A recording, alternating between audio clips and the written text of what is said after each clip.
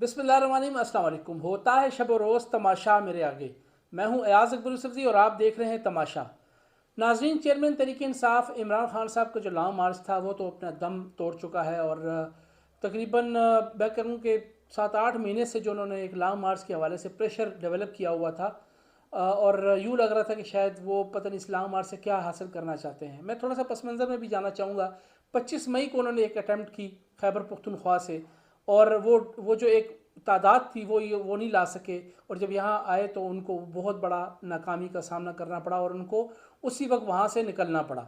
उसके बाद जो उनके मुखालफिन हैं यानी PDM या हुकूमत वक्त, उन्होंने उनको आड़े हाथों लिया और वज़ीर दाखिला राना सनाउल्लाह साहब ने काफ़ी अरसा उनको इसी हवाले से कहा कि आएँ और मैं आपको देख लूँगा।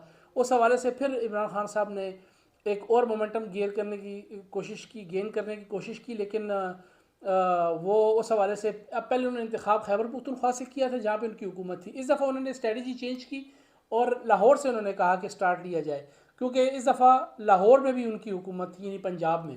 जब उन्होंने खैबर पख्तूनख्वा से स्टार्ट लिया था उस वक्त पंजाब में उनकी हुकूमत नहीं थी और पंजाब से उनको री इन्फोर्समेंट नहीं मिली, उनके लोग नहीं आ सके। लेकिन इस मरतबा तो पंजाब में भी उनकी हुकूमत थी और खैबर पख्तूनख्वा में भी उनकी हुकूमत थी, गिलगित बल्तिस्तान बशमूल कश्मीर। तो काफ़ी ज़्यादा लग यूँ रहा था कि शायद इस दफ़ा तो इस्लामाबाद जो है, जिसको बार बार कहते हैं 27 किलोमीटर का इलाका जो है उसको फ़तह कर लेंगे और पता नहीं क्या हो जाएगा। किस्सा मुख्तसर उसमें वज़ीराबाद वाला वाक़या हो गया, खान साहब ज़ख्मी हो गए, खान साहब वापस चले गए। फिर उसके बाद फिर लॉन्ग मार्च ख़त्म हुआ यहाँ पर आके चकबेली में, और कहा गया कि हम 26 नवंबर की तारीख देंगे, और पता नहीं 26 नवंबर को रावलपिंडी का उस मकाम का इंतखाब किया गया जो जो इस्लामाबाद के फैज़ाबाद से चंद फरलांग दूर था। उसके बाद फिर वहाँ तक जो लोग इकट्ठे हुए और यूँ लग रहा था कि शायद वहाँ पर जब लोग इकट्ठे हो जाएंगे लाखों की तादाद में, तो फिर वो इस्लामाबाद का रुख करेंगे और पता नहीं इस्लामाबाद फ़तह हो जाएगा और इस्लामाबाद के ऊपर कब्ज़ा हो जाएगा और ये हुकूमत ख़त्म हो जाएगी। ऐसा भी नहीं हुआ। और वहाँ पर जब ये जलसा हुआ तो खान साहब ने कहा कि मैं एक सरप्राइज़ दूंगा, और उन्होंने वो सरप्राइज़ किस शक्ल में दिया वो आपको पता भी लग गया। पिछले वीलॉग में मैंने आपको बताया भी था कि उन्होंने कहा जी हम, क्योंकि इन लॉन्ग मार्च से तो कुछ हासिल वसूल हुआ नहीं, वो कहते हैं ना खाया पिया कुछ नहीं और गिलास तोड़ा 12 ने।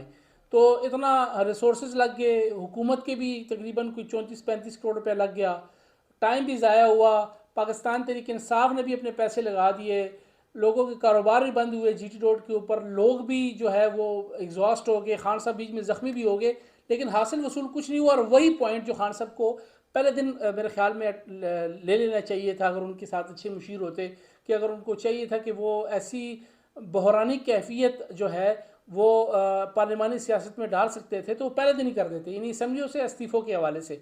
अब जो उन्होंने एक ये चाल चली है जो कि अच्छी चाल है, मैं कहता हूँ, उस दिन भी मैंने कहा था, तो वो ये पहले दिन कर देते ना तो बड़ा कुछ खान साहब को मोमेंटम भी मिल जाना था और हुकूमत बहुत प्रेशर में आती। खैर इसको भी छोड़ें, अब होने क्या जा रहा है। अब हमारे पास इतलात ये हैं कि अब खान साहब ने कहा कि अब वो पार्लिमानी पार्टीज़ का इजलास उन्होंने बुला लिया है, उस पर मुशावरत भी हो रही है। पंजाब और खैबर पख्तूनख्वा के असम्बलियों से वो मुस्ताफ़ी हो रहे हैं या असम्बलियाँ डिज़ोल्व कर रहे हैं, इसको ये कह लें। तो अभी हमारे पास खबर ये है कि पंजाब में तो उनकी पोजीशन कोई इतनी ज़्यादा बेहतर नहीं है। पंजाब में तो 7-8 MPs का फ़र्क है। अगर वो हुकूमत वक्त जो है वो ले ले, उसको थोड़ा सा जो इस वक्त मैं हुकूमत वक्त पंजाब की वफाक की बात कर रहा हूँ यानी PDM की बात कर रहा हूँ, तो शायद पंजाब में तो हुकूमत इनकी बच जाए, और अगर वो बाई इलेक्शन भी हो तो 7-8-10 सीटें PDM को जीतना मुश्किल नहीं है। तो पंजाब में तो मुझे नहीं लग रहा कोई बहरानी कैफियत होगी। लेकिन खैबर पख्तूनख्वा में एक मसला है। अच्छा, इस पर इलेक्शन कमीशन का भी एक बयान सामने आया है। इलेक्शन कमीशन ने कहा कि अगर ऐसा होगा तो जनरल इलेक्शन नहीं होगा, बल्कि हम जो है वो सूबाई वफाक की जो असम्बली है वो अपनी जगह बरकरार रहेगी, और हम जो है सूबाई लेवल पे बाई इलेक्शन करवाएंगे, ज़िमनी इंतखाबात करवाएंगे।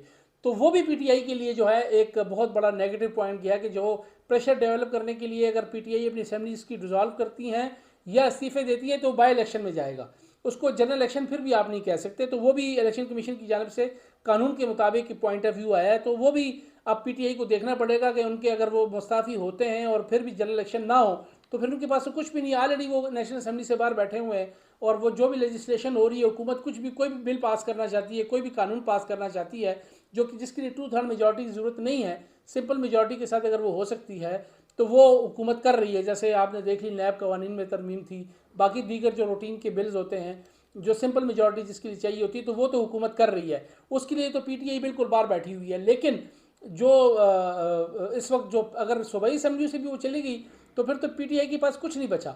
और अब जब आर्मी चीफ की तब्दीली के हवाले से जो कल हो रहा है, एक तो खैर chairman joint chief of staff को जो एक सिंबॉलिक वो होता है वो तो हो गया है, वो शायद शमशाद साहब आ गए। अब कल जो है वो चेन ऑफ कमांड होगा या वो स्टिक चेंज होने की सेरेमनी भी होनी है। बाज़ाब्ता तौर पर कल बाजवा साहब रिटायर हो जाएंगे और आसिम मुनीर साहब ने टेक ओवर कर लेना है। उसके बाद पॉलिसी शिफ्ट आता है कि नहीं आता। पीटीआई भी देख रही है कि क्या आया उनके लिए आगे आने वाले वक्त में कोई सॉफ्ट कॉर्नर रहता है कि नहीं रहता, तो ये तमाम चीज़ें देखनी पड़ेगी। लेकिन इस वक्त पीटीआई जो है वो काफ़ी ज़्यादा इस वक्त मैं कहता हूँ कि नुकसान में जाएगी अगर उन्होंने ये फैसला कर लिया। और मुझे ये भी इतलात है कि खैबर पख्तूनख्वा से काफ़ी MPs ऐसे हैं जिन्होंने मुशावरत शुरू कर दी, जो फारवर्ड ब्लॉक बनाने की कोशिश करें कि हम मुस्ताफ़ी नहीं होंगे।